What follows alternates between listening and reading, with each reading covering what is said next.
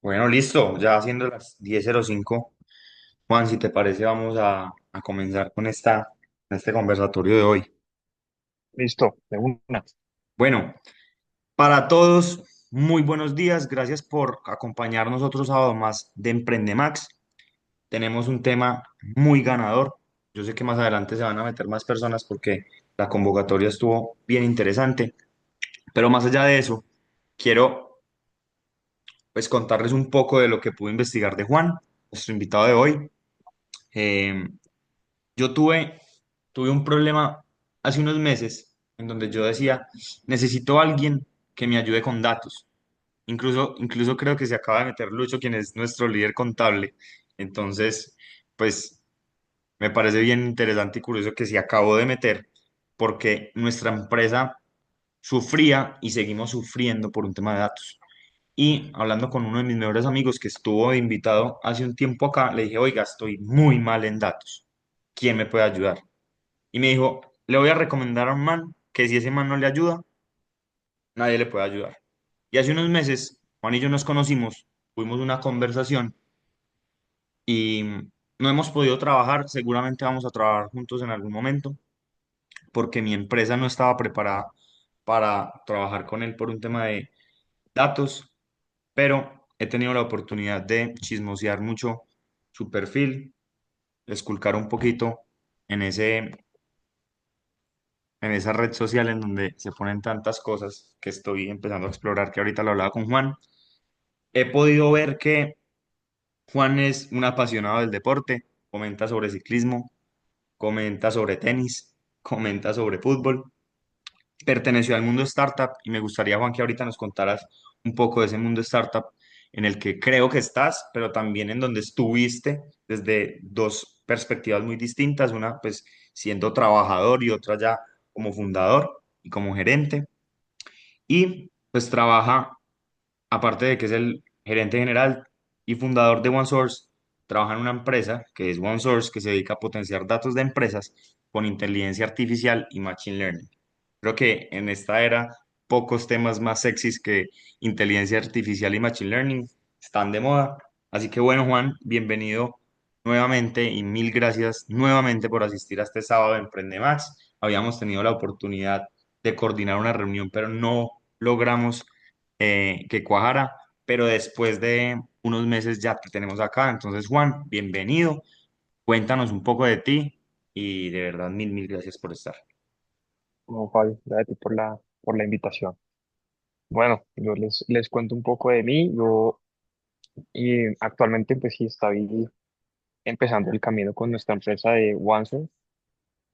La fundamos el año pasado en septiembre con dos socios más. Ellos sí son los duros de la tecnología, de programación y temas de datos. Yo tengo bastante conocimiento por mi experiencia previa en otras empresas donde tuve cargos manejando hartos volúmenes de información, entiendo mucho de infraestructura, entiendo mucho de la capacidad que tienen los datos para transformar negocios. Y de ahí, digamos, nace la idea de nuestro negocio. Y bueno, ya que mencionas lo de la inteligencia artificial y lo del machine learning, eso también ha transformado incluso no solamente cómo hacemos el approach con los clientes que tenemos, sino también internamente de los productos que hace unos meses atrás eran innovadores. Hoy en día, con la innovación constante que tiene inteligencia artificial, nos ha tocado también transformarnos nosotros y adaptarnos. Porque hoy en día el que no implemente inteligencia artificial en su negocio, en su día a día, como sea, se está quedando atrás. Ok. Juan, ¿nos podrías contar un poco cómo ha sido ese recorrido así a versión de, tienes un minuto para contarnos cómo ha sido tu camino, qué estudiaste, después cuáles fueron esas experiencias o primeros acercamientos con el trabajo y cómo llegaste a hoy estar en OneSource, pues que se dedica a potenciar los datos de las empresas? Ok, bueno, yo toda mi vida jugué tenis a nivel nacional y juvenil hasta los 18 años. Ahí me conseguí una beca en Estados Unidos, en San Luis, Missouri, y me fui a estudiar biotecnología. Nada que ver con lo que hago hoy en día. Hice mi primer año de biotecnología muy chévere. tuve un poco de choque con el tema de la química, no cuajaba, me gustaba mucho la genética y eso, pero al final opté por cambiar el rumbo, empecé a explorar qué carreras ofrecía la universidad hasta que encontré una que me llamó la atención que se llamaba Management Information Systems, que traducido al español es básicamente una ingeniería de sistemas, pero dentro de la escuela de negocios. O sea, no es ingeniería, no es de la escuela de ingeniería como sería, digamos, acá en Colombia, sino es parte de la escuela de administración, que su énfasis es en sistemas.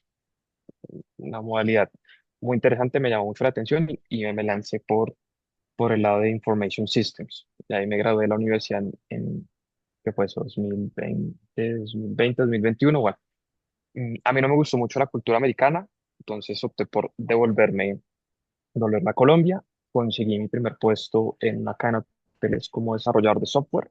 Eso era lo que en su momento a mí me llamaba mucho la atención y ahí entré un poquito a explorar el mundo de los datos porque si bien el cargo era desarrollador de software, las funciones como tal era gestionar los sistemas de información de la cadena hotelera. Entonces ahí empieza mi gusto por los datos. Obviamente con ciertos conocimientos que ya tuve en la universidad, pues empecé como a escalar un poco más rápido, ¿no? De pasar de ya de Excel a empezar a manipular bases de datos, a utilizar sistemas para visualizar datos y como empezar a complejizar los análisis que uno tiene pues con la información cruda, por así decirlo. Hasta que me topé un día con una amiga de mis papás, que ella era la gerente de una empresa muy exitosa aquí en Colombia de e-commerce y tenían un área de business intelligence que se dedicaba a eso, coger datos de sus clientes, analizarlos, ponerlos en formas visuales y tener ese acercamiento con el cliente como con esos insights y descubrimientos sobre los datos. Entonces me puso ahí en contacto con un tipo que se llamaba Mateo, que era el líder del área de Business Intelligence de la compañía de ellos. Y yo le pregunté, oiga, venga, si yo quiero empezar a tener, sí, o sea, como una carrera en Business Intelligence, pues, ¿qué tengo que hacer? Me dijo, no, pues estudiarse, por lo menos para lo que nosotros hacemos, tiene que estudiarse, obviamente ser muy duro, en ese entonces ser muy duro en Excel, y conocer las herramientas de visualización, Power BI, Studio, Tableau. Bueno, entonces, obviamente, en mis tiempos libres, fines de semana, me puse a estudiar el tema, hasta que un día justo se abrió una vacante en esa empresa como un Business Intelligence Junior, y yo apliqué, hice las pruebas, pasé y al final quedé. Entonces ahí hago la migración ya hacia lo que hoy en día encamina casi que toda mi carrera profesional.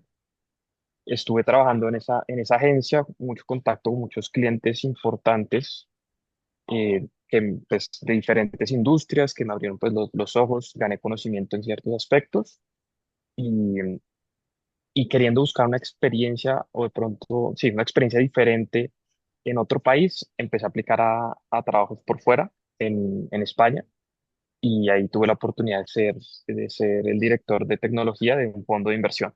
Eso también me cambió muchísimo el mindset porque pues mi papá siempre fue como ahorra, invierte, estudia finanzas, o sea, haz algo con tu plata, no te la gastes. Entonces entrar al fondo de inversión me abrió un poco los ojos al sector financiero y pues hablar con mucha gente que se dedicaba pues día a día a manejar números, a gestionar inversiones y ahí empecé como a informarme y a educarme un poco respecto a eso, a esto y terminé haciendo una maestría allá en España en finanzas, solamente por el hecho de estar educado en finanzas, que creo que es algo que creo que no se enseña en Colombia, tampoco se fomenta mucho sí, en las familias como la importancia de una buena gestión financiera. Entonces, digamos, la intención de hacer la maestría fue precisamente para ganar conocimiento propio de cómo debería uno gestionar, pues, finanzas, más que todas las finanzas personales, ¿no? Y las inversiones. Ahí estuve trabajando en España más o menos un año largo y dije, me gusta el tema de las finanzas, pero yo quiero tener algo mío.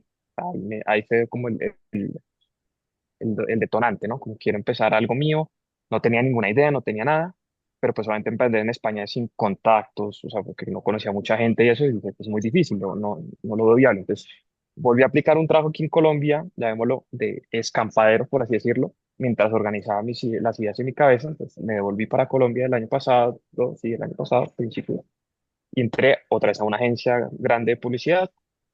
igual en el área de Business Intelligence, como que lo volví a retomar, ¿cierto? Después de un año largo sin tener mucho contacto con, pues como con esa área particular. Y dentro del trabajo trabajamos con una cuenta que es Natura, la de las cremas. Le Sí, trabajamos a nivel LATAM, pues esa era la cuenta a la cual yo llegué a trabajar. Y con mi jefe identificamos un problema que ellos tenían en los datos, en la centralización de los datos, que los datos estaban dispersos por muchos sistemas, muchas plataformas, y acceder a ellos era un complique para incluso una empresa tan grande y con tanto capital. Poder hacerlo les quedaba de cierta manera grande, o nunca llegaban a hacer el proyecto. No, yo nunca entendí el motivo por qué no lo hacían, pero nosotros decíamos, nosotros esto lo podemos hacer nosotros. Nosotros tenemos las capacidades técnicas para hacer esto, y esto creo que es una solución. Si Natura, siendo una empresa tan grande, lo tiene, porque empresas pymes o empresas medianas, multinacionales, o sea, seguramente también tienen ese problema. De ahí nace la idea de OneSource. ok. Entonces, el que era mi jefe, que es un duro, el que te digo que es el duro en temas de datos, ese sí es el duro, es uno de mis socios, y pues viendo ya cuando empezamos a aterrizar el proyecto, qué es lo que queremos hacer, qué es lo que queremos entregar a los clientes, cuál es la propuesta, lo dimos, nos hace falta una mano en temas de desarrollo, o sea, alguien que sea técnicamente práctico. Entonces ahí moviendo, pues preguntando por ahí, encontré al que hoy en día es el director de tecnología nuestro, Jonathan, y le presentamos la idea, le gustó, dijo, oiga, me gusta, no quisiera trabajar para ustedes, me gustaría trabajar con ustedes. Hablamos la idea con José, mi socio, y optamos por incorporarlo en nuestra junta, y los tres empezamos en septiembre, ya consolidamos la empresa. Arranca OneSource con el propósito de centralización de información para empresas. Ok, eso está muy interesante. O sea, después de esa presentación breve, el que se atreva a decir que en Emprendemax no traemos invitados de peso, pues mejor dicho, está muy mal.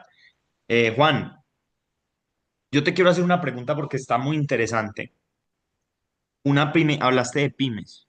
¿Cómo yo, que soy una pyme, puedo utilizar a OneSource para apropiarme de mis datos y usarlos de una forma más eficiente? ¿O cómo entra OneSource a ayudarme a mí, que soy una pyme? Claro. Entonces, digamos, volviendo al tema de que los datos están dispersos por todo lado, en una pyme, al final, el gerente o todos se vuelven como toderos. Todos tenemos que hacer un poco de todo. Sí. Pues, y al final tú tienes información, independientemente de la industria en la que estés, tienes información contable, tienes información de ventas, tienes información de servicio al cliente, bueno, diferentes. Y todos esos suelen estar en sistemas distintos, sea que lo lleves en un Excel, pues, sea que lo lleves voy a decir, algo un poco más ya tecnologizado como un CRM, un ERP, voy a decir, dependiendo de la pyme, pero al final la información siempre está en distintas plataformas. Pues lo que nosotros decimos es, pues si al gerente que quiere tomar una decisión de, oiga, no sé, voy a abrir otro punto físico, o tengo la intención de abrir otro punto físico, no sé, en otra parte de la ciudad, en otra ciudad, o quiero crear un nuevo producto, o quiero hacer un cross-sell, no sé, quiero hacer algo. ¿De dónde saco yo la información para hacer eso? Entonces, parte de lo que hicimos antes de lanzar nuestro producto al aire fue hablar con diferentes gerentes de pymes, y ellos me decían, o sea, la conclusión hablando con varias gente es lo que tenga yo en la intuición. O sea, si eso le funcionó hace 5 años, pues le debe funcionar. O yo creo, o sea, la respuesta que siempre era, yo creo que esto me va a funcionar, pero es yo creo, siempre en la suposición de esa persona. No había un respaldo de números, de datos atrás que dijeran, es que lo estoy diciendo porque tengo aquí el sustento de que si yo abro una tienda X en Armenia, por decir, me va a ir bien porque tengo estas cosas que corroboran mi hipótesis. Ok. Eso no sucedía. La gama de los casos es, yo creo que va a funcionar por X o Y motivos, pero no había un sustento de datos detrás. Entonces, ¿por qué le serviría nuestro producto a las pymes? Primero, porque pues empezamos a consolidar información que puede ser relevante, ¿cierto? Porque una cosa es, voy a decir, tener las ventas. Yo, si solo me baso en los datos de las ventas, puedo decir, no, pues claro, el producto que más se vende es este. Entonces, por ende, se va a ser el producto que más voy a vender allá en Armenia. Mm, No necesariamente, porque una cosa es las ventas y otra cosa puede ser los costos, por ejemplo. Pues no sé, es el producto que más vende, pues el producto que menos margen le gana. mm. ¿Cierto? Entonces no estoy contemplando otras variables de otras fuentes de información que me pueden ayudar a aterrizar una mejor, o sea, una hipótesis más acertada de lo que podría llegar a yo ser si abro la empresa en Armen, por así decirlo. Entonces, para eso le puede servir a las empresas empezar a juntar todos sus sistemas de información, ¿cierto? Unificarlos, ¿cierto? Tenerlos a la mano también, que no me toque ir a pelear al contador, oiga, páseme los balances, al de ventas, oiga, páseme el reporte de ventas, sino que ya están esos datos consignados dentro de nuestra plataforma y el usuario puede ingresar, pasar por diferentes áreas del negocio y tener la información. Y la idea es darle el 360 al negocio a cada cliente. Que eso está muy interesante y lo digo con todo el peso de la autoridad, porque en este momento, no porque tenga la autoridad en ese tema, sino porque lo sufro. Entonces, ahí veo la importancia de esa consolidación de los datos para toma de decisiones. Yo creo que hay algo que nos caracteriza mucho y no para bien a los emprendedores, y es que pues le metemos mucho corazón al tema, intuición y mucho trabajo, y dejamos de lado el número, que a veces el número, sí, la intuición, y vamos a hablar más adelante de eso, es importante porque uno como emprendedor va desarrollando una capacidad de ver más allá de lo que otros no pueden ver, pero la intuición a veces se queda corta.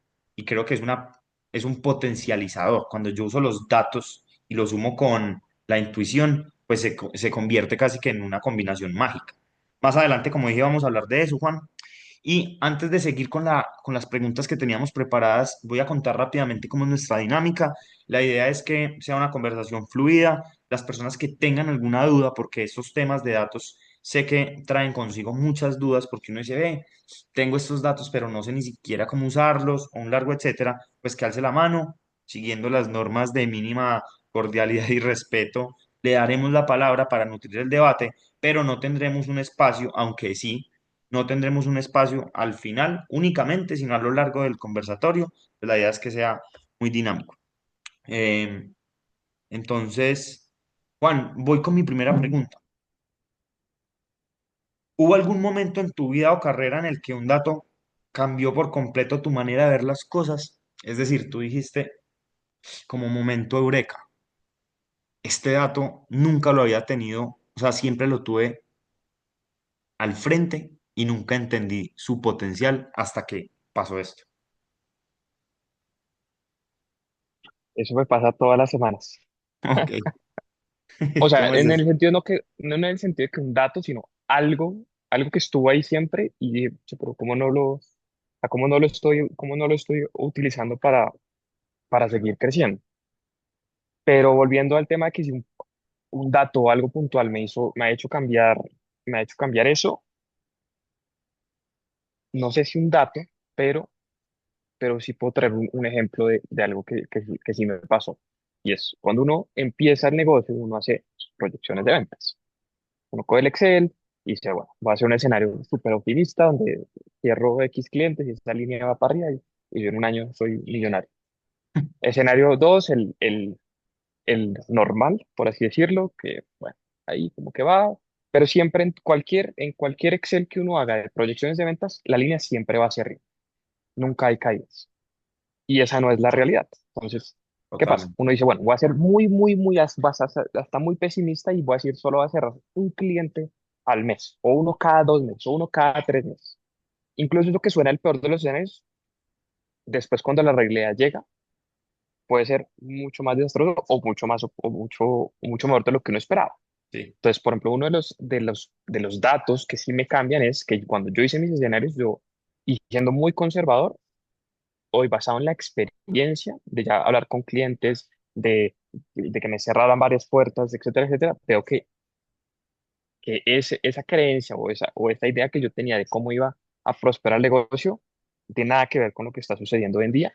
E incluso ese producto que yo te dije que de ahí nace OneSource, descentralizar la información, tenemos, digamos que es la misma raíz, pero el producto que nosotros habíamos pensado ya lo hemos tenido que transformar varias veces para poder llegar a lo que en realidad el usuario está buscando.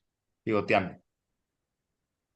Exactamente. Entonces, casi que te diga un dato que me haya hecho, no puntualmente, pero sí basado en datos que yo pensaba también que no hay respaldo, porque obviamente cuando uno está empezando, todos son suposiciones. Eh, Ninguno de esos datos me ha reflejado lo que yo pensaba cuando empecé a armar, por ejemplo, los modelos. Ok. Juan, mencionabas algo que a mí me pasó cuando nosotros fuimos a abrir gastrobar que abrimos en Pereira. Y es que contratamos a un man que es un duro para temas de análisis financiero, proyecciones, etcétera.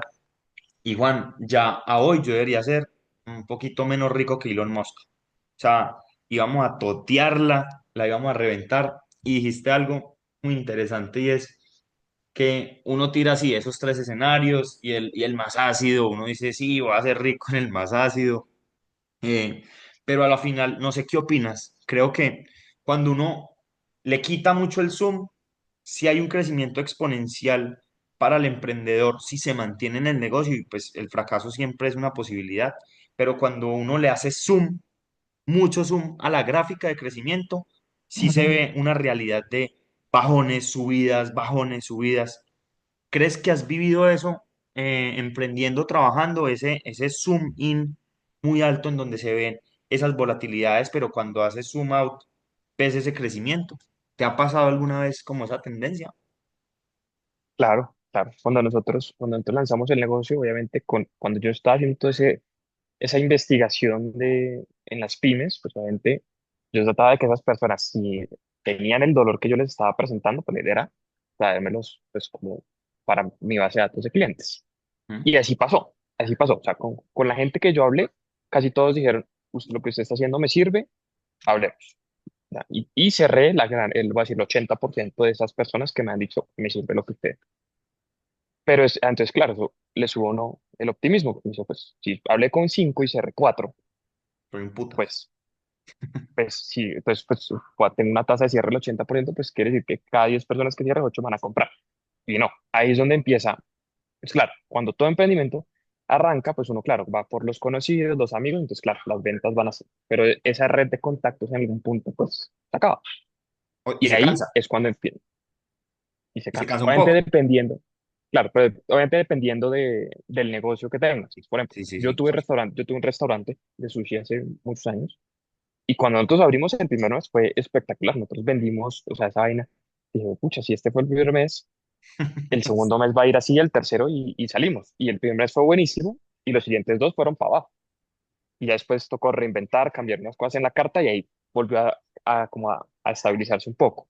Porque, pues, en temas de comida, pues, tú compras, no sé, una hamburguesa una vez, pero no la compras todos los días, ¿cierto? Entonces, a diferencia de lo que nosotros ofrecemos, son licenciamientos, pues, una vez ya cierras el cliente, ya lo cierras un año. Entonces, digamos que ya cuentas con ese ingreso o esperas contar con ese ingreso todo el año. Sí. A diferencia de otros negocios que es como un producto y esperar a que me vuelvan a comprar.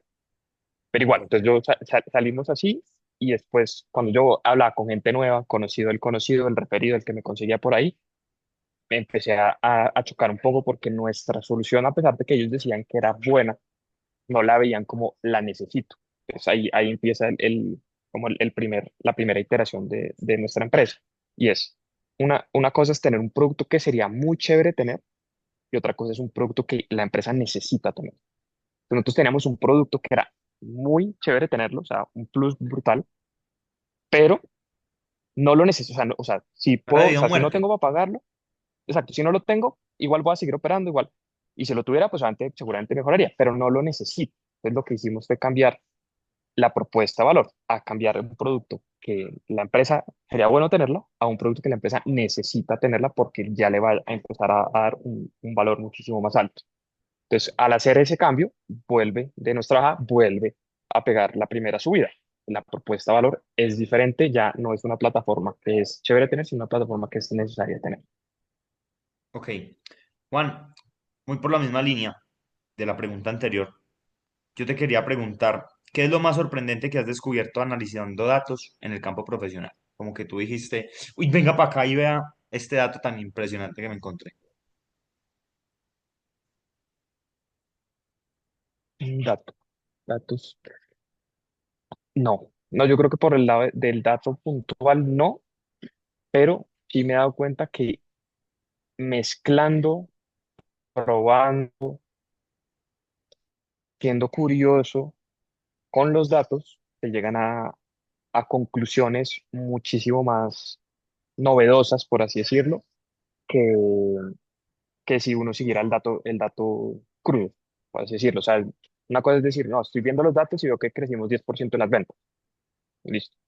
Pero otra cosa es decir, no es que crecimos el 10% en las ventas porque lo que hizo el del servicio al cliente, que no tiene Ok, nada que ver con el número de la venta, fue que atendió a esta persona tan bien, la asesoró tan bien que la persona, en vez de comprar uno, se llevó 20, voy a decir.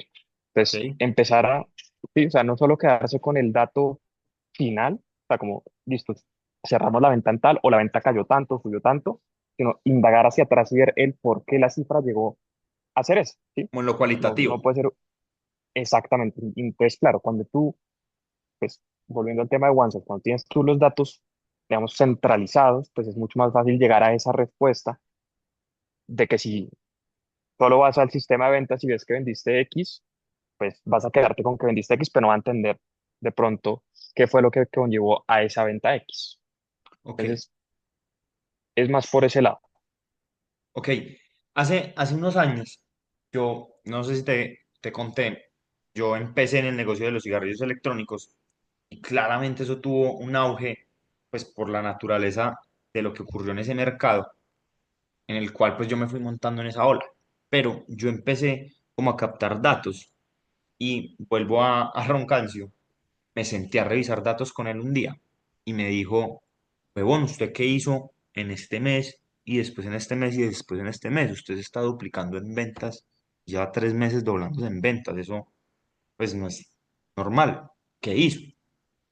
Y yo lo miré y yo dije, no sé, no tengo ni idea. Y me dijo, pues piénselo muy bien porque tiene que seguir haciéndolo. Entonces llegué a la conclusión que en ese mes uno, antes del crecimiento, yo había tornado mi operación a no venderle a cliente final, sino a venderle a tiendas para que vendieran por mí. Entonces, más o menos en tu campo profesional, ¿alguna vez te pasó eso? ¿O no es tan común? Pues como que uno decía, uy, no tenía ni idea que esta acción me llevó a estos resultados. Seguramente sí. Sí, o sea, sí, pero eso, digamos, me ha pasado mucho digamos que yo me encargo en la parte comercial de la empresa y me he dado cuenta, o con la experiencia de hablar con diferentes, cada vez nuevos clientes, que al principio yo intentaba vender directamente, o sea, decirles, vean, nuestra solución es esta, usted la necesita por esto. Y muchas veces la gente, y ahí fue cuando se volvía chévere tenerla, pero no la necesito. ¿Cómo qué cambios hice o que empecé a identificar que empezaban a funcionar mejor? Era escuche lo que el cliente necesita y después ofrézcale la solución. Ok, O sea sincero y dígale, nosotros no podemos hacer eso que usted nos está pidiendo. Entonces, por ejemplo, para nosotros el cambio, por lo menos en la forma de las ventas, se ha dado mucho en ese cambio tan pequeño de no entrar directamente a hacer la venta, decirle esto es lo que nosotros tenemos, sino obviamente hacer una abrebocas de qué es pues, de qué es lo que tenemos en el portafolio para ofrecer, pero escuchar cuál es la dolencia que tiene el cliente, a partir de eso ir acomodando productos o diferentes microservicios que nosotros tenemos para darle solución al problema que tiene el cliente. Y eso es lo que ha hecho que la venta nuestra haya crecido, o que hemos dicho que la tasa de cierre sea más alta de cuando yo empecé a vender el producto. ok. Ok. Juan, vamos con una pregunta que creo que va a lugar por la característica de las personas que hacemos parte de la comunidad y es si yo apenas estoy empezando un negocio, o no necesariamente empezando un negocio, sino que pues estoy en esos early steps de mi negocio, los primeros 4 o 5 años, que parece ser mucho, pero en realidad es muy poco. ¿Qué dato métrica yo debería empezar a medir desde el día uno? O sea, Juan, desde el día uno de OneSource, que dijo, tengo que medirlo sí o sí, y que es más contraintuitivo de lo que parece. La caja, La caja. la caja. Ok, Eso es lo más importante, creo que cualquier negocio. Porque volviendo al tema de las proyecciones en Excel, te voy a poner el caso de OneSource. Nosotros, digamos, yo tenía un crecimiento conservador, pero siempre hacia arriba, pero que nunca contemplé los recaudos.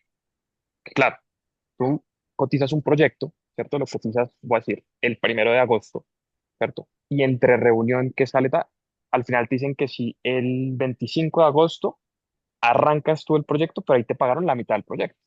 Y tú en tu forecast tenías que ibas a recibir el pago completo de ese cliente que cerraste, pero no te entra full, te entra la mitad.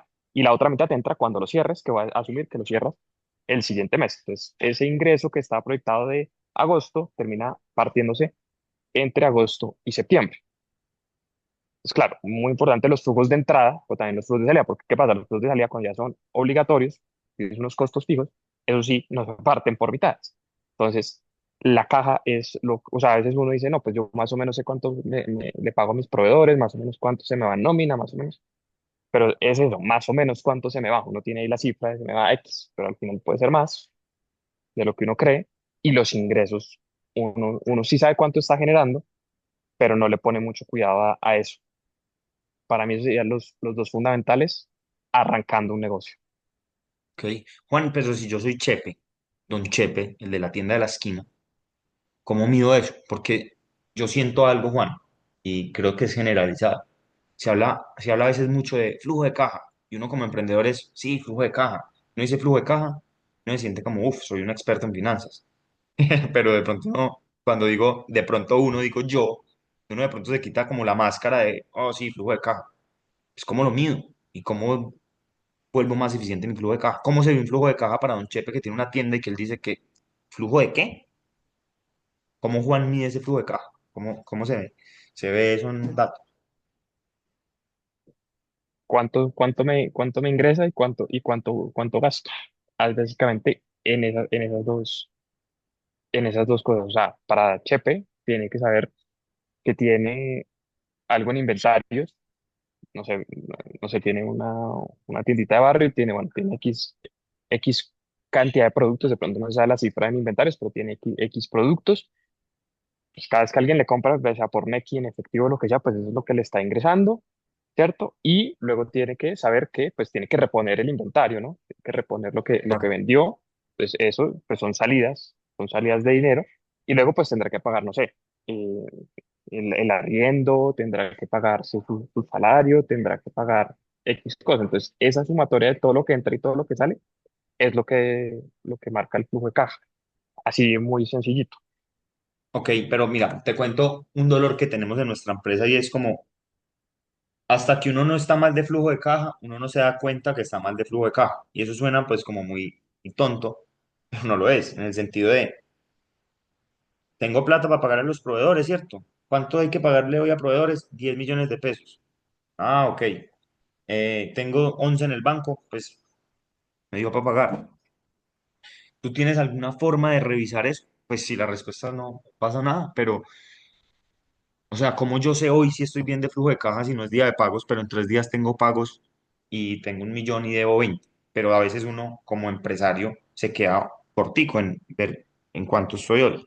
¿Tienes alguna forma como de predictibilidad, como de ver hoy si estoy bien de flujo de caja, así no hayan pagos? ¿O no es tan sencillo? Yo creo que también depende del negocio, ¿no? Ok. Porque voy a decir, volviendo a Chepe. Chepe debe de arriendo 1 millón de pesos y tiene en su caja y en la registradora tiene 500.000. ¿Mm? Entonces dice, no, pues tengo que vender 500.000 pesos más para poder pagar la arriendo, Ajá. ¿cierto? Entonces él sabe que tiene que sí o sí vender esos 500.000 pesos, o sea, coger a todo el mundo y empezar a venderlos. Ahora, un producto como el nuestro. Yo debo, voy a decir, debo 1 millón en la nómina de algún programador, pero yo en caja tengo 500.000, ¿Mm? pero yo sé que por la dinámica de mi negocio, pues si cierro un cliente, lo va a cerrar por ahí en 3 semanas y me va a pagar la mitad y de pronto la mitad del proyecto son 500 y no me da para pagar, pues ahí yo sé que tengo un problema, ¿cierto? Que tengo que conseguirme ese millón como sea, prestado, lo que sea, para poder Ajá. pagarle a mi programador. Ok. Entonces, yo creo que depende mucho de cada negocio para determinar qué es una buena caja y qué es una mala caja. Por ejemplo, Pachepe dice, pues me faltan 500 pero yo no diariamente vendo 250.000, pues en 2 días Estoy lo bien. saco. Ok. Ok, está interesante. Está interesante porque yo creo que ese tema del flujo de caja es dolor de cabeza. Es dolor de cabeza y los gringos mencionan todo el tiempo pilas con el flujo de caja, pilas con el flujo de caja. Y yo creo que los colombianos somos como todo lo contrario. Es como que el flujo de caja no nos importa. Es como vendamos. ¿Qué importa? Venda y venda. ¿Y venda crédito? ¿A cuánto? No, págueme a 90 días. Y eso genera unas dinámicas muy fuertes y como lo dije ahorita, uno nunca sufre de caja hasta que sufre de caja, como que uno nunca le presta atención al flujo de caja hasta que un día tiene que pagar y es como, ups, no, no tengo. Entonces, ese es un tema que a mí personalmente me genera mucha intriga y quisiera aprender mucho más de eso. Juan, tú hablabas ahorita de Power BI, de Looker Studio. Yo con el tiempo he como percibido un poco que la visualización, uno a veces cree que datos es un montón de celdas en Excel y datos y datos y datos, pero yo cada vez voy pescando algo y quisiera saber tu opinión al respecto de si yo estoy errado, lo estoy viendo desde el punto de vista equivocado, y es cuál es la importancia de la visualización, porque tú nos contabas que ustedes en la empresa como que unen fuentes de datos de una misma empresa, los acaparan en un mismo sitio, pero ahí en ese mismo sitio supongo que hay un output que es visualización. ¿Cuál es la importancia de herramientas como Looker Studio, como Power BI para la toma de decisiones? Yo creo que es complementario. O sea, obviamente lo más importante, pues termina siendo los datos, que son bases de datos o Exceles, donde sea que esté alojada la información. Ujú. Eso es lo más importante, que los datos estén. En los temas visuales, también va a depender mucho de quién los esté interpretando. Habrá gente, algún contador que se siente muy cómodo usando el Excel porque está acostumbrado a ver miles de números, pero una persona que no sea tan orientada hacia los números y más orientada a los temas visuales, pues de pronto ver una gráfica, no sé, un pie chart donde está en proporción, no sé, yo tengo tres productos, producto A me genera el 50% de los ingresos, producto B el 30% y el otro el 20%, pues visualmente es más fácil entenderlo que ver una tabla en Excel con los totales y más o menos calcular en cabeza, ok, este es el 50%. Entonces digo que son complementarios, sin embargo, según mi experiencia, cuando hay un tema visual, también entra el tema como de curiosidad, de cuestionar, es decir, oiga, y yo pensaba que esto era así, y pues visualmente se ve distinto, ¿no? También es más fácil identificar tendencias. Por ejemplo, si uno coge los ingresos, si uno tiene un Excel con enero, febrero, marzo y así, y abajo tiene los totales, pues es más fácil visualmente interpretar si estamos creciendo o decreciendo viendo una gráfica que me dice, ah, bueno, vamos así o vamos para arriba, hay alguna tendencia, o sea, estamos. Entonces, digo que es complementario, ¿Ok? pero para mí, en mi caso personal, cuando hago, o sea, yo veo los datos en gráficos, también me hace como cuestionar y decir como, oiga, ¿y por qué esto? ¿Y por qué no lo otro? Pues también, para mí visualmente me funciona mejor verlo visualmente que más que llevar el Excel. Ok, eso está bien interesante. Yo, coincidencialmente, me parece bien interesante que mencionaste el Looker Studio. Probablemente si hubiéramos tenido esta conversación meses atrás, cuando hubieras dicho Looker Studio, mi cerebro hubiera como cancelado porque no hubiera ni siquiera entendido qué es Looker Studio. Y hoy estoy en construcción de Looker Studio porque cada vez más sentimos como esa necesidad de tener un panel de control, como un dashboard de la empresa. Y el Fabio de hace 5 años ni siquiera se le hubiera cruzado por la mente. Era como, parcero, salga y venda como un loco. Y uno se da cuenta con el tiempo, Juan, que pues creo yo que vender es parte de esos primeros procesos que uno debe tener como emprendedor, pero después se vienen un montón de cosas como el gasto, como protección del margen de contribución, como un montón de datos que si uno no tiene ese visualizador, pues o sea, se va seguramente a enloquecer y no solamente a enloquecer, cae en riesgo yo creo que la empresa, porque va uno por la vida, sí, vendimos un montón, pero ¿cuánto nos quedó? ¿Cuánto nos está quedando de margen, etcétera?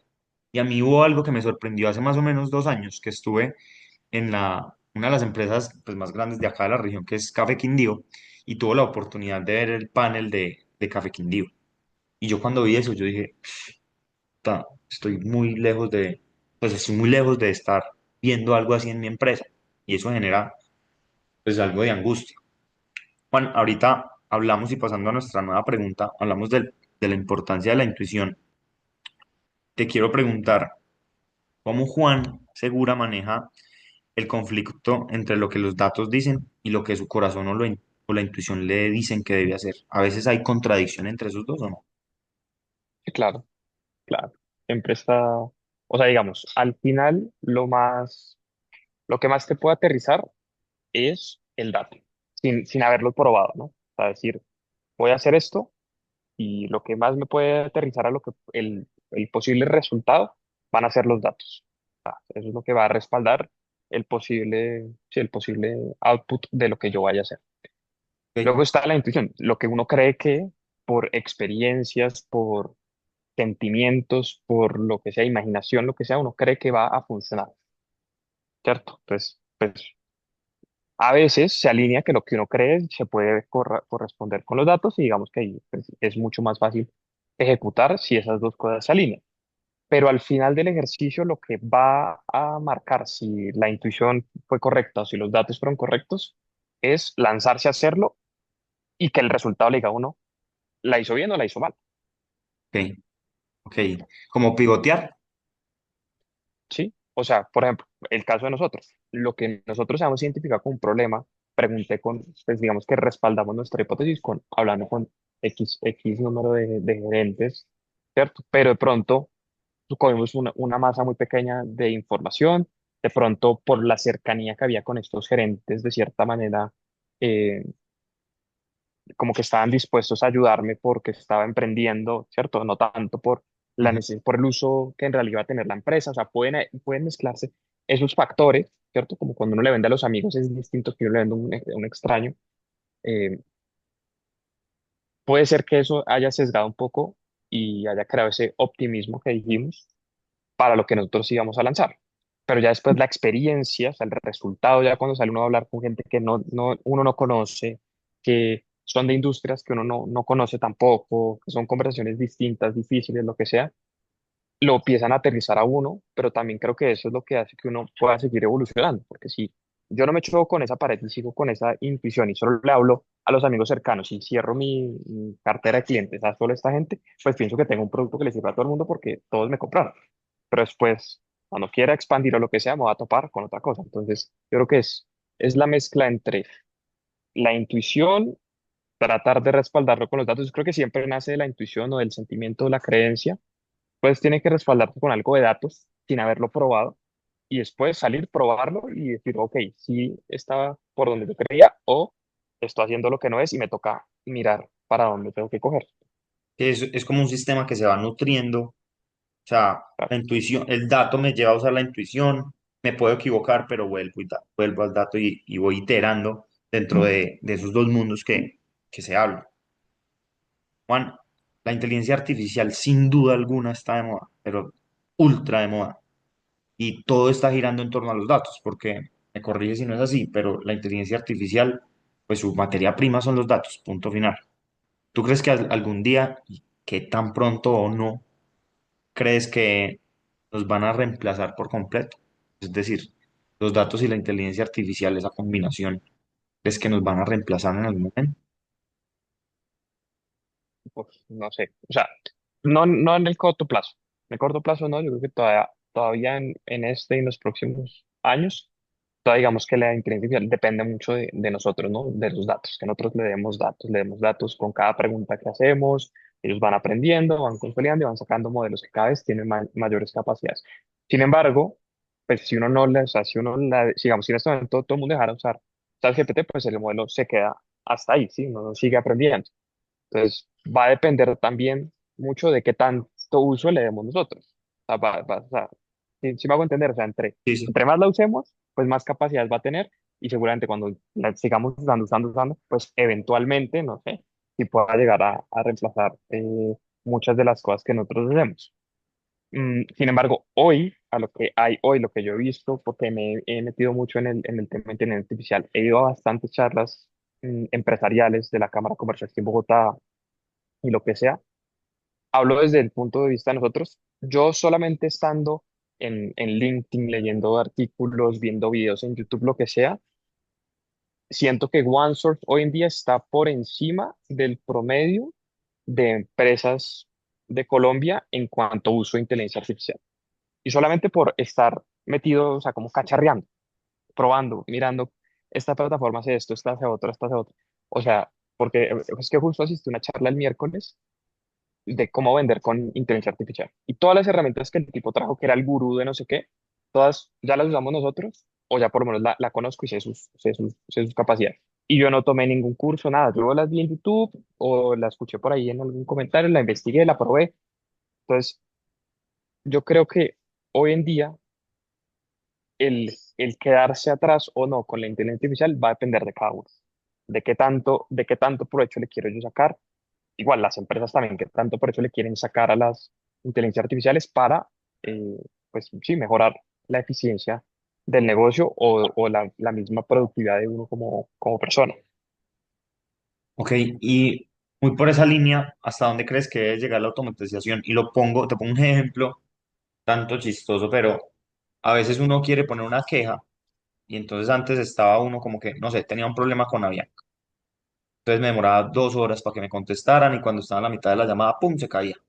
Pero ahora nos enfrentamos con los chatbots que están automatizados. ¿Hasta dónde crees que debería llegar esa automatización? Muy por la misma línea de la pregunta anterior. ¿Tú crees que debe haber como cierto recelo de parte de las empresas para utilizar esos datos y esas automatizaciones? ¿Hasta dónde ustedes en OneSource utilizan esas automatizaciones para ser más eficientes y hasta dónde deciden no llegar? Pues nosotros, pues nosotros estamos justamente implementando varios proyectos de automatizaciones en WhatsApp, precisamente. Eh, pero igual, o sea, sí se puede llegar a automatizar todo el 100%, por lo menos el tema del servicio al cliente, ¿cierto? O sea, existe hoy en día, está muy de moda, ya que la inteligencia artificial, hay algo que está aún más de moda, que son los agentes de inteligencia artificial. Ujú. Y hoy en día, automatizar ese tipo de cosas como las llamadas, los mensajes, automatizar correos, se hace mediante agentes de inteligencia artificial, que es básicamente darle una instrucción. En vez de tener un chat GPT, tienes un agente que tiene ciertas capacidades y que está entrenado únicamente para hacer esas tareas. Entonces, literalmente darle la descripción del trabajo, de qué puede responder, qué no puede responder, hasta dónde llega, ¿cierto? Digamos, cada empresa lo moldea a su necesidad y luego lo prende y él está integrado al WhatsApp, recibe el mensaje, lo interpreta, le contesta, ¿cierto? Y se puede, digamos, automatizar hasta el 100% lo que nosotros hemos visto. O sea, nosotros puede recibir mensajes de texto, puede recibir los audios, puede recibir imágenes, puede recibir PDFs, puede recibir múltiples mensajes al mismo tiempo de diferentes usuarios o el mismo usuario puede como responderle sobre un mensaje, tiene la capacidad de interpretar que le está hablando sobre ese mensaje que el usuario resaltó. mm, Tiene la capacidad de responderle, tiene capacidad de conectarse a bases de datos, capacidad de conectarse a páginas web, capacidad de conectarse a medios de pago para mandar link de pago, porque puede hacer hoy en día Una locura. todo. Entonces yo creo que hay ciertas cosas que sí, volviendo a la pregunta anterior, que sí se van a lograr automatizar al 100% y que mucha gente pues le va a tocar ponerse a la vanguardia y tratar de migrar hacia otra cosa para que no se lo coma la inteligencia artificial. Uno de esos casos van a ser los call centers. Ok, Sí, los call centers van a ser automatizados al 100% porque ya la tecnología lo da para hacerlo. ok. Eso está bien interesante. Antes de que dieras call centers, yo estaba pensando en, muchos los call centers deben estar contando los días para saber qué van a hacer. Y hay un montón de empleos que ahí se van a perder, ¿no? Impresionante. Juan, ¿cuál crees que fue el error más costoso que cometiste por no usar datos? Yo tengo una respuesta para eso. Yo sí que he perdido plata, pero mucha. En nuestra empresa hemos perdido mucha plata por no usar datos. ¿Cuál fue entonces para ti ese error más costoso por no usarlos o por usarlos mal? Nosotros, nosotros cuando empezamos a usar inteligencia artificial, yo cometí unos errores bravos que nos costaron varios millones de pesos tontamente por creernos los chachos de plataformas. Ok, Y queríamos hacer modelos predictivos para los clientes con usos de Machine Learning e inteligencia artificial en plataformas. Y por querer correr modelos sin saber que por no informarnos en los datos de los costos de cada procesamiento, pues cuando uno se va a hacer modelos predictivos, cada lineecita de la base de datos cuesta, cuesta y ok. cuesta y cuesta, bueno, saber también cuál es el modelo correcto. Hoy en día si uno entra a ChatGPT le dice, ¿con cuál modelo quieres hablar? Con GPT 4.1, con el mini, con el Lite, con no sé qué. Uno no tiene ni idea. Ni idea. Uno coge el de por default y ya. Entonces, Determinado, claro. nosotros cogimos el de por default de esa vaina sin saber, nos metimos ahí y corrimos un modelo que se demoró como 4 o 5 horas corriendo y cuando me llegó la factura dije, pues, pucha, ¿qué hicimos? Y los resultados fueron desastrosos porque aparte lo configuramos mal. Ok. Entonces, pues no fue tema de no haber tomado datos, sino no habernos informado de creer que la plataforma es intuitiva, no sé qué. Cogimos, corrimos unos modelos y nos salió carísimo y con resultados nada que ver. Pues ese fue un error. Y ahí dijimos, venga, no podemos seguir haciendo esto, tenemos que mirar o una forma más económica de hacerlo o mirar la forma correcta de hacerlo para que no nos, o sea, para que se justifique lo que acabamos de gastar. Ok, ¿y cuánto, le podemos poner número a eso? ¿Cuánto fue eso? ¿Cuánto nos costó ese error? Corrimos, mira, queríamos predecir para los que tengan e-commerce, queríamos predecir las sesiones de los usuarios, futuras sesiones de los usuarios, o sea, cuando iban a ingresar a las páginas web. Sí. Y queríamos correr el modelo los siguientes 3 meses. Pues normalmente la regla es, si quiero predecir 3 meses, necesito un año de data Ok, anterior para poder predecir, para poder mirar estacionalidades. Nosotros decimos, metámosle dos, pues porque si hay años típicos o lo que sea, metámosle más datos para mejorar la precisión del modelo.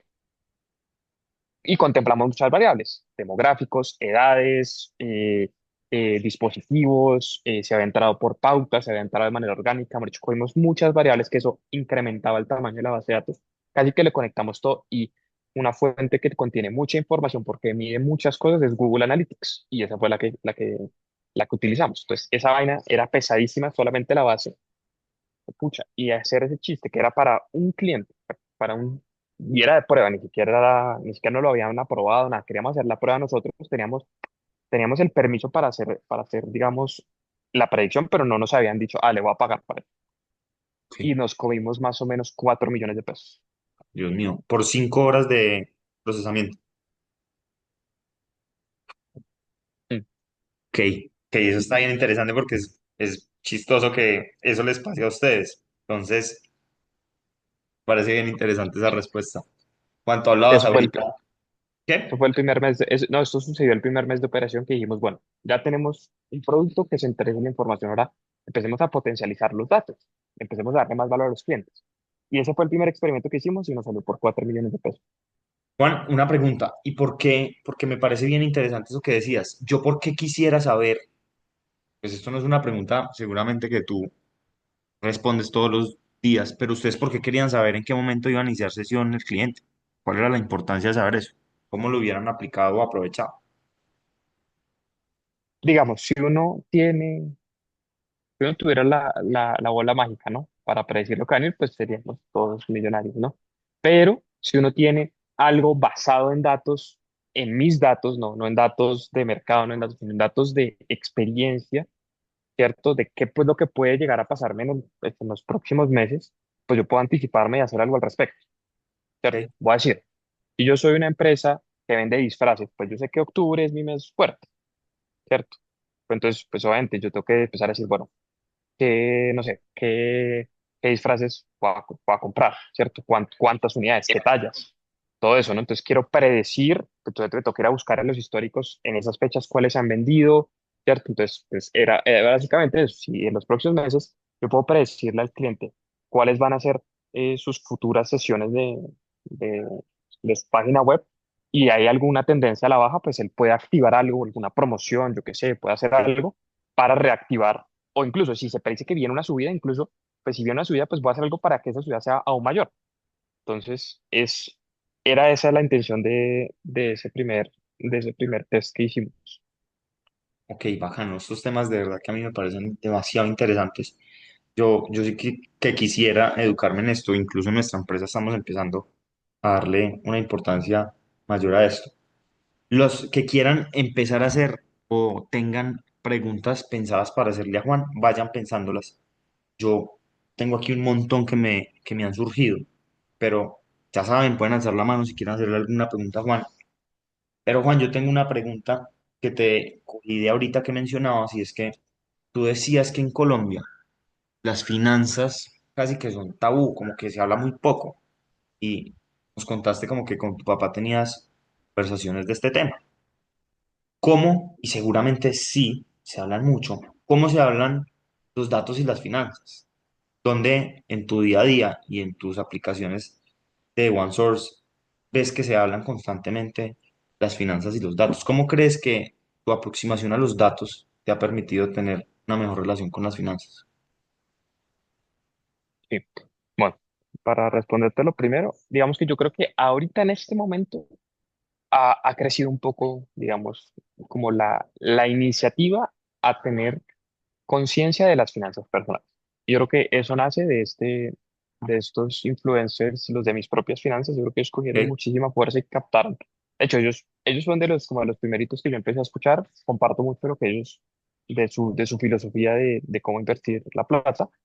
Pero yo creo que ellos han creado también como sí, como esa comunidad grande de gente que quiere informarse sobre el tema, porque es que el tabú, ¿cuál era? Que para invertir, para poder ahorrar o hacer lo que sea, que no sea gastarme la plata, necesito mucha plata. Yo creo que ellos rompieron ese mito de que no necesariamente tienes que tener ingresos muy altos para poder hacer inversiones.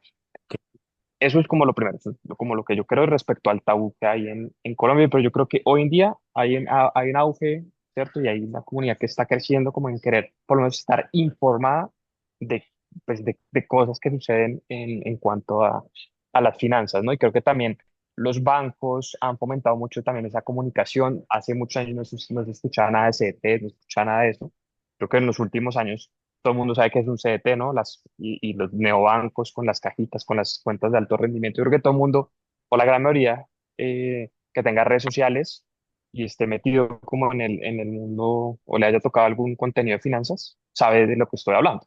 Entonces, yo creo que ha crecido un poco, sin embargo, yo cuando mencioné ese punto me refería es en la educación, en los colegios ni en las universidades. Es obligatorio tener una clase de finanzas. Por ejemplo, en Estados Unidos, sí, en Estados Unidos, sí, cualquier carrera, cuando yo vi biotecnología, mi primer semestre me tocó ver finanzas personales y iba a ser biotecnología, nada que ver, y me tocó ver finanzas personales.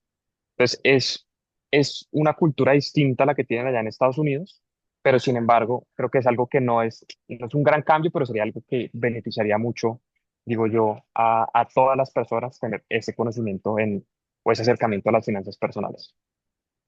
Ahora, respecto a los datos, ¿cómo me ayudan a mí en el tema financiero? Bueno, cuando yo hice la maestría, hubo un tema que me gustó mucho y era la valorización de las empresas.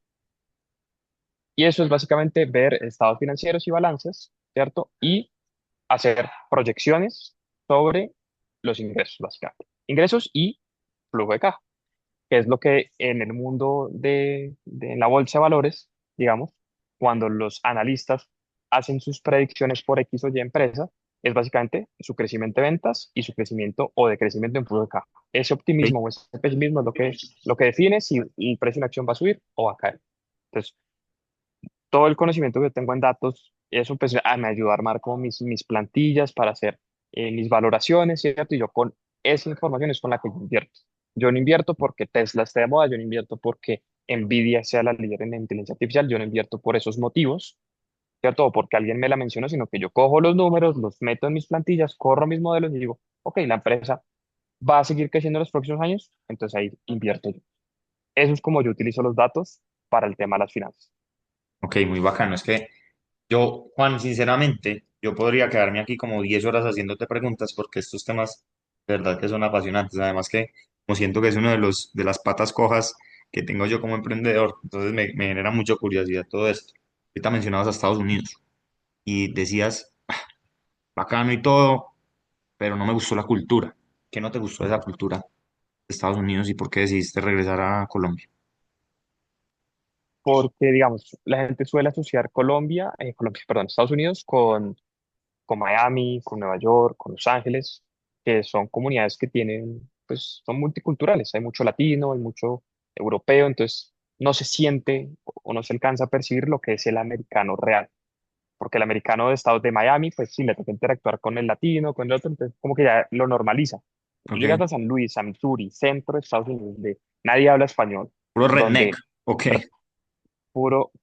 puras personas que apoyan a Trump. Sí, pura gente, así que son muy en lo suyo, sí, muy regionalistas de cierta manera, como que ok, entonces, no son abiertos, no son cálidos, es otro americano, es otro tipo de persona con el que uno se encuentra. No digo que sean malas personas, no digo nada, pero digo que no es la misma calidez que tenemos acá en Colombia y uno está acostumbrado al buen trato acá, que como hacer los amigos allá es mi grupito y mi grupito son mis amigos y si no eres de mis amigos, pues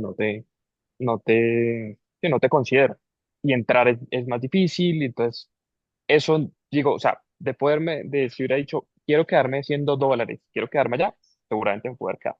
Pero para mí era un balance entre trabajar y tener un buen estilo de vida. Y estilo de vida no necesariamente tener lujos, sino tener, pues, un ambiente chévere donde vivir. ¿Ok? Juan, para ir cerrando, eh, ¿dónde te ves a ti personalmente y dónde te ves con OneSource en 5 años? ¿Qué sueñas? Pues yo que viví en España me gustó mucho Madrid, me gustaría estar allá. Ok, OneSource, afortunadamente, por por el esquema que manejamos, podemos operar en cualquier país, ok, podemos tener presencia. Entonces, la idea es próximamente, a finales de este año, salir a vender nuestro producto en Estados Unidos. Valga la redundancia, no es que quiera vivir allá, pero nos toca ir a venderlo allá. ok. Y luego la idea es migrarlo a Europa. Ojalá se pueda dar que yo pueda estar viviendo desde Madrid en un par de años. Bueno, así será, seguramente así será. Juan, y ya para cerrar, ¿qué le recomendarías a un emprendedor sobre cómo recoger datos, cómo centralizarlos y cómo usarlos? A ese Bueno, emprendedor que está empezando. lo primero y lo más importante, creo que fue lo que hablamos tú y yo la primera vez que nos pusimos en contacto, es que los datos estén bien. Ok, Porque de nada sirve armar un sistema, unificar datos, tener el mejor dashboard, meterle analítica predictiva, lo que tú quieras, si los datos están mal. Eso es lo más importante, garantizar o estar muy seguro de que la información que tienes está bien medida, está bien recogida. Eso es lo más importante de cualquier, eh, sí, para cualquier análisis de datos, lo más importante es confiar que los datos que se están trayendo pues son verídicos. ok, Sí. Y otra recomendación hoy en día es, de verdad, ser muy cacharrero con las herramientas que hay en el mercado. Hay de ok, inteligencia artificial. Hay tantas vainas. O sea, ChatGPT es muy buena, sí tiene muchas cosas, pero no es la única. Hay muchas otras que ya tienen funciones muy específicas, no son, todas funcionan igual, todas les tienes que hacer una pregunta, darles un contexto.